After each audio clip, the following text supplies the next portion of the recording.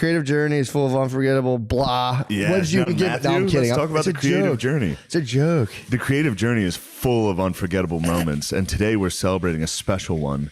You've created one of the biggest communities on Patreon with the people who love what you do. That's huge. Here's a gift from us, crafted by artist Tina Yu, to mark this incredible achievement. Congratulations on being one of the first ever winners of the Creator Milestone Award. We can't wait to see what you do next. That's from Jack Conte, CEO of Patreon. All right. My wife might like this bull crap. This is the story of two best friends and how they defied all odds and in a few short years claimed the #1 spot on Patreon. Even if you're unfamiliar with Matt and Shane's secret podcast, chances are you've heard of Shane Gillis. In 2019, Shane was fired from Saturday Night Live just days after landing the gig. This happened when a journalist discovered a clip from one of the few podcasts that, at the time, Matt and Shane had recorded on video. True to form, within the initial moments, Shane was funny, and that didn't quite adhere to PC standards. During that period, Shane wasn't a widely recognized figure, but he had dedicated a decade to crafting his identity along the East Coast, leaving marks in cities like Philadelphia and New York City. Beyond his stand-up performances, Shane embarked on a podcast venture with his friend and fellow comedian Matt Mccusker. Back then, Matt and Shane's secret podcast had just under 1,000 patrons. Fast forward to 2024 and they've ascended to the pinnacle of Patreon podcast, boasting over 75,000 patrons and an estimated monthly revenue nearing $500,000. Matt and Shane didn't experience overnight success. In their initial year, growth was minimal, and by 2019, after Shane's dismissal from SNL, the Dawgs found themselves at what seemed like rock bottom. However, in this video, we'll show you how what appeared to be the lowest point in Shane's career, along with several pivotal moments, played a crucial role in propelling the Dawgs to superstardom. Get in there nice and deep like.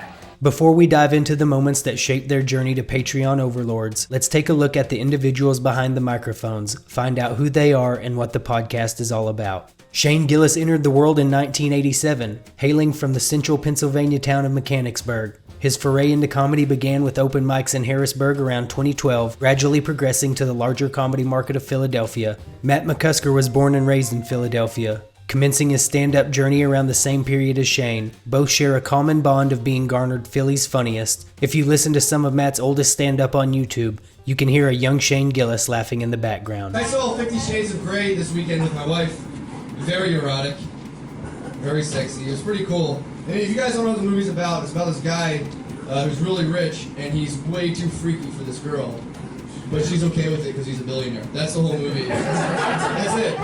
He's like, I'm going to tie you up and slap you. And she's like, no. And he's like, but I'm a billionaire. And she's like, okay, I love you. And that's... The pair met at a comedy show, and as legend has it, the bromance blossomed when Shane shared with Matt a video of a man being consumed by a tiger. In return, Matt reciprocated by showing Shane an equally unsettling video of a man being thrown off of a roof. Soon after, the two would become roommates with several other aspiring comedians. The timing was perfect, happening roughly around the same time as when Matt's first marriage was coming to an end. While there isn't a clear-cut reason for the marriage's demise, this clip from Old Testament Matt and Shane might encapsulate the underlying factors behind the separation. This is a really bad idea, but like I don't know why like girls will do a thing where they like kind of give you like 4 seconds of a job in the morning, then stop. I'm like, all right, let's go to like do this stuff, and you're just like, what the? How often does that happen for It used to happen to me pretty regularly. They would give you a small amount of blowjob in the morning? Like 2 seconds wise, be like, and then like pop off, like, all right, let's go do stuff. And I'd be like, all right, thinking like, well, I'll get laid later. And dude, like, we do all this stuff, come home, like, all right, my dad. What do you mean by all this stuff? Like, go to like a farmer's the mall, market? Shit, yeah, exactly. Farmer's market, go to the mall, go to fucking Sephora and sit in there and be like, yeah, that lipstick was great. And then like, yeah. So then, like, I go, and the whole time in my head, dude, it's like when you fake throw a tennis ball to a dog. I'm just sitting there the whole time, like, it's coming, it's coming, it's coming. We get home, and instantly I'm like, all right, let's hit the sheets. Time for fucking, like, I don't feel like it. I'm a little tired. That happened to me so many times that eventually I thought it would be a good lesson to teach my babe, dude, my ex-babe. I was like, look, we got back. I'm like, you know what I feel like doing tonight? I'm like, let's get dressed up and just go somewhere nice. Let's go to, like, a nice restaurant. You said this? Yeah. This was my plan. I thought this would work. Just get dressed up, throw on some nice clothes. Stop saying that. Hit a restaurant, dude. So, dude, my ex is throwing on a dress, getting all makeuped up, and like, where do you want to go? And dude, I'm chilling in bed, like, I'll get dressed in a second. I let her get all dressed up and excited, and I was like, I really don't feel like going out to eat tonight. Didn't talk to me for like 4 days, dude. Yeah, that's insane. Well, it's not, because that's how I was like, that's how I feel when you tell me we're gonna have and we don't. And Oh my god! Oh my god! That's what the movie. This is a fucking twist ending. That's what happened, dude. That's a horrific thing. I thought it would make sense to her, and dude, that was not the lesson to be learned. You think a woman's gonna understand that lesson? I mean, that's the learning curve, dude. Your first marriage is a learning experience, dude. That was. Oh my god, dude. Matt and Shane's Secret Podcast debuted its inaugural episode in November 2016, originating from the living room of the home they shared with other comedians. Like any endeavor in its infancy, it took a while for the duo to hit their stride. Among the earliest episodes were segments from a pre-recorded series called Getcast, where Matt, in his own time, made prank calls. These episodes featured Matt and Shane attempting to engage people in public restrooms in spontaneous conversations, thus setting the overall tone for the early days of Old Testament Matt and Shane. The podcast encapsulates the essence of true friendship. Matt and Shane simply hang out, discuss their shared interest, and, above all, they try to make each other laugh. If you're a fan of Shane's stand-up comedy, there's a good chance he tested out those jokes on Matt first before sharing them with the audience. Like Matt, if Matt's in the room, I'll be like, all right, I'm going to try the joke that you and me think's funny. Yes. If I'm by myself, I'll go out there and just do my act. Right. Whatever. If I know one of my comic friends is in the room, Right. they're going to think it's funny. Yeah. Then it is funny. Then Sure. I'm up there like, Yeah, You know? it makes it fun. Great way to workshop material too. Matt serves as the yin to Shang Zhang, mirroring the kind of dynamic you might recognize in your own best friendships. While Shane embodies a jock and a love for beer, Matt takes on the role of a shaman-like cannabis connoisseur. Together, their contrasting personalities create a harmonious and entertaining blend. In August 2017, they started their Patreon venture, and although they didn't skyrocket to fame overnight, a month later in September they had managed to get 35 subscribers. Not profitable by any means, as they were only charging subscribers $1 a month.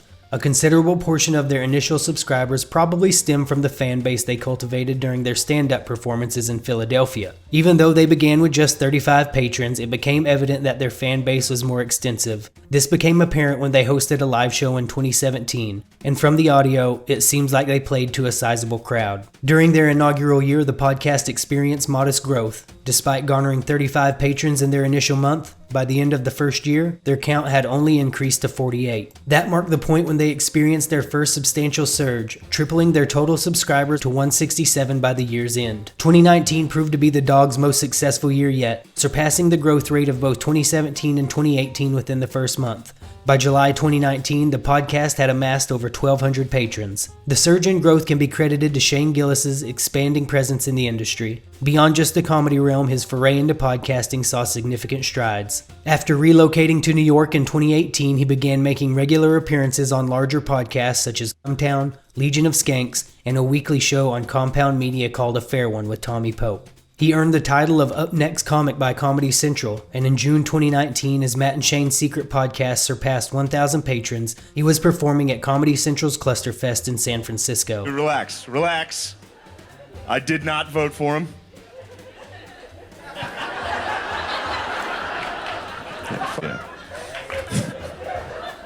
No, I actually did not vote for him, which that was tough.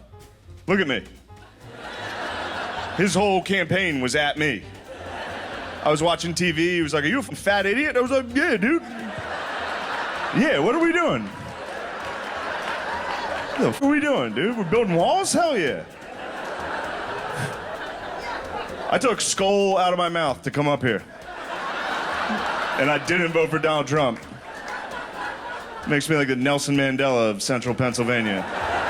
In July, Shane achieved another milestone as he was chosen as one of the new faces of comedy at the prestigious Just for Laughs Festival in Montreal. The decision to move from Philly to New York clearly paid off, marking 2019 as a stellar year for Shane's comedy, and the success was evident in their growing numbers on Patreon. By September of 2019, they had surpassed 2,000 paid subscribers. In that very month, Shane's achievements reached new heights as he was announced as one of Saturday Night Live's latest cast members. Saturday Night Live comic is out. Saturday Night Live shakeup. A dramatic reversal of fortune for a comic. Shane Gillis out at SNL Just 4 days after he was introduced as a new cast member. amid a firestorm of criticism. At the time, getting fired from Saturday Night Live might have felt like the worst possible outcome. However, in hindsight, it's apparent that SNL only would have impeded Shane's career trajectory and likely led to the conclusion of Matt and Shane's Secret Podcast. Ironically, it wasn't the SNL gig that served as a catalyst for the podcast's success. Rather, it was Shane's subsequent dismissal. The hiring news surfaced on September 12th, and a mere 4 days later, the announcement of his firing followed suit. Shane's firing stemmed from the emergence of a clip from the podcast where he used a derogatory term. I wonder how that started. They just built one up-looking building, and people were like, all right, no one said anything. Let's live there, huh? On paper, it appeared problematic, but in context, Shane wasn't targeting anyone. Rather, he was poking fun at himself. Episode 1357, dude. Oh my god. Oh my god. What? This podcast is brought to you by nobody. Shane was a bad boy. Yo, my bad, y'all. Yo, No, dude. that's what the Dude, what happened, man? what just happened? The cast lives. Dude, the cast was too hot. I mean, Which part? you were moonwalking, dude. Well, it's funny because all year, like, everything's gone well. Sure. I got Comedy Central, JFL, and the whole time I've been like, the cast is out there, dude. The cast is out there. If I do something like that or say something like that, it's never, in that clip, I said, man, let's have that. Like, with that, Yeah. not as hard. Sure. I should have done it harder to make it clear. Like, the man. Yeah, but but- it was clearly, to me, what I was going for was pointing out how dumb somebody would have to be to segregate a neighborhood. Yeah. And the type of words they would use. It's like, I'm making fun of myself for being a fat idiot. I know. That's the whole point. In an instant, Shane's name became widely known across the country. This occurred during a period when cancel culture was at its peak, thrusting him into the spotlight and making him the top trending name on Twitter for 3 consecutive days. In such a situation, it might have appeared as the end of a career for anyone else. However, this unexpected surge in fame attracted a significant influx of new listeners to the podcast. While many were initially searching for more content to critique him, a substantial portion discovered the podcast to be genuinely hilarious. On the day Shane faced his SNL dismissal, the podcast had slightly over 2,400 patrons. However, within just 6 months, it experienced another remarkable doubling in size, soaring to over 5,000 patrons. Throughout the remainder of 2020, the podcast experienced substantial growth, accumulating over 9,000 patrons. During this period, Shane and his fellow Philadelphia comedian friend John Mccusker unveiled a comedy web series titled Gilly and Keeves. The SNL-style skits proved to be even funnier than their mainstream counterpart. I'm Bob Isis of Isis Toyota, and we have a great collection of pre-owned certified Toyotas. But there's one thing I want to make very clear, and it's that we have nothing to do with the terrorists over there in the Middle East right now. And that's why we are the good ISIS. As of this video, the Gilly and Keeves channel boasts over 70 million total views. The duo continued to release videos into 2021, and with the rising views, the number of patrons followed suit. Come July 2021, the podcast had amassed an impressive 13,000 patrons. Coincidentally, this marked the period when Shane made his most significant appearance on a podcast to date. The Joe Rogan Experience. They have people that vet you, Right. but they're not used to people having podcasts. Right. So they'd have to go through They hundreds of go hours through your of shit. Facebook, your Instagram, your Twitter. I was just like, I'll just delete all that shit. I don't care. Delete it all. Right. But I was like, I also have a podcast. And they're like, yeah, what's that? And I was like, I don't know. I say like gay and retard a lot. And they were like, oh, that's fine. Don't worry about it. So I was like, all right, we'll see. It was the one podcast we ever filmed. That's the one they used. Wow. And it just happened. And it was funny, too, because people were like, man, they really had to dig to find this. I was like, that's probably like 3 minutes in. It was like, we had one podcast online, and it was 3 minutes in. Well, it's yeah. what we were saying earlier. That's what podcasts are, and that's what comics do a lot. We talk. It doesn't mean you really mean those things. Many guests have discussed what they refer to as the Joe Rogan bump, and it's evident from Shane's appearance that this phenomenon is indeed real. In contrast to other comedians who rely solely on the Rogan bump, Shane took significant steps to foster the podcast's growth, especially with the release of his stand-up comedy special, Live in Austin. The special premiered on the Gilly and Keeves YouTube channel almost 2 years to the day since his SNL dismissal. It was an instant classic, and as of this video, it's garnered over 21 million views. Examining the Patreon growth rate reveals a distinct spike coinciding with the release of Live in Austin. At that time, the podcast had slightly over 14,000 patrons, steadily increasing each month. However, with the special's release, the growth rate skyrocketed, culminating in over 22,000 patrons by the end of the year. 6 months later in June, the podcast experienced yet another surge, reaching over 32,000 patrons. Then in October, another significant boost occurred with the release of the second series of sketches from Gilly and Keeves. Yeah,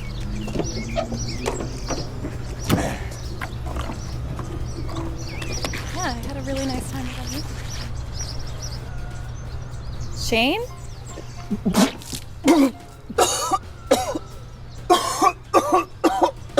This is my new boyfriend, Ryan. He's a doctor. He actually played pro hockey, too. Oh, God. Oh, God.